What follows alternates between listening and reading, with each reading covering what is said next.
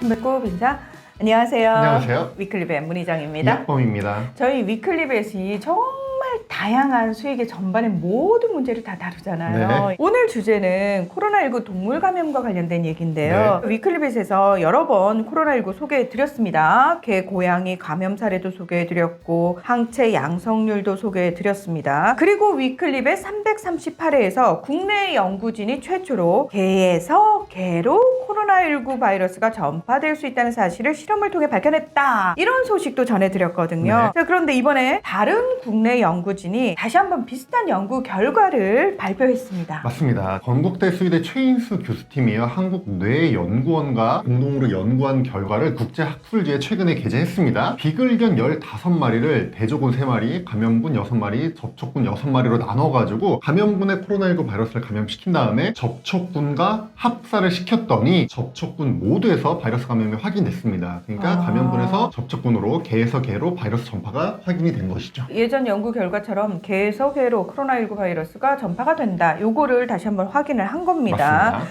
근데 이전 연구에서는 감염군, 접촉군 모두 특별한 임상 증상이 없었지만 조직병리학적 검사에서 폐에 병변이 확인됐었어요. 맞아요. 이번에도 병변이 확인이 됐나요? 네, 병리학적 검사에서 폐 손상이 일단 확인이 됐고요. 이것뿐만이 아니라 뇌 손상이 확인됐습니다. 코로나19 감염으로 이제 BBB의 경계가 무너진다라는 게 확인됐는데요. 이 BBB라는 게 혈액 뇌 장벽이라고 해서 블러드 브레인 베리어라고 해요. 뇌가 워낙에 중요한 장기이기 때문에 혈액에서 뇌로 가는 부분에 장벽이 하나 있습니다. 네. 그래서 우리가 약물 같은 거 공부할 때도 BBB를 통과하냐 안 통과하냐 이런 걸 많이 따지거든요.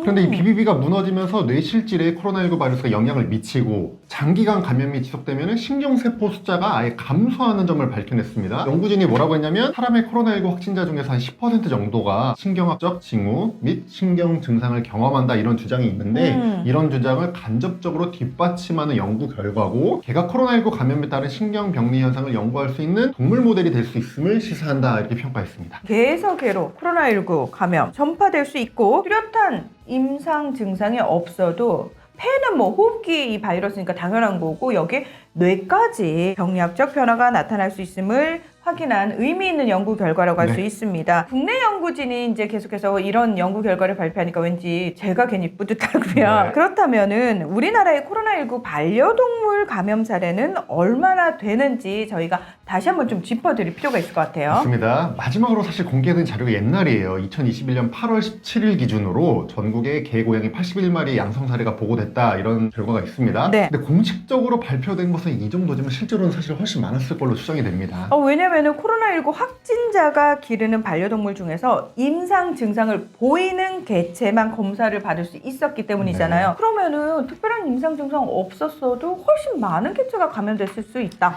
그렇습니다. 그러니까 무증상 개체들 그리고 반려동물은 감염됐지만 보호자가 감염되지 않았던 경우 이런 걸 고려하면 맞아요, 실제로는 맞아요. 네, 이제 훨씬 많았을 거 추정이 되죠. 그리고 2021년 8월까지 조사된 결과였기 때문에 그 이후까지 고려하면 실제로 더 많았겠죠. 국제학술지에 보고된 국내 연구진 논문으로도 실제 감염 사례가 더 많았다는 게 확인이 됩니다. 2021년 2월부터 11월까지 서울에서만 발생한 코로나19 확진자의 반려동물 375마리, 개 217마리, 고양이 104마리를 조사를 했는데요. 그중에 102마리 27.2%에서 양성이 확인됐습니다. 개에서는 65마리 24%였고요. 고양이에서는 37마리 35.6%에서 양성이 확인된 바가 있습니다. 최근에는 사실 코로나19에 대한 경각심이 많이 떨어졌잖아요. 네. 마스크도 잘 안 쓰시고. 근데 중요한 거는 이 코로나19 바이러스가 또 언제 어떤 형태로 변이가 될지 모르고 그 변이된 바이러스가 반려동물뿐만 아니라 사람에게도 어떤 영향을 미칠지 아무것도 모르는 상황이거든요. 맞아요. 후속 연구는 계속 진행이 돼야 되고요. 그래서 저희가 좀 관심을 가지고 좀 주의를 할 필요가 있다라는 말씀 다시 한번 드립니다. 네.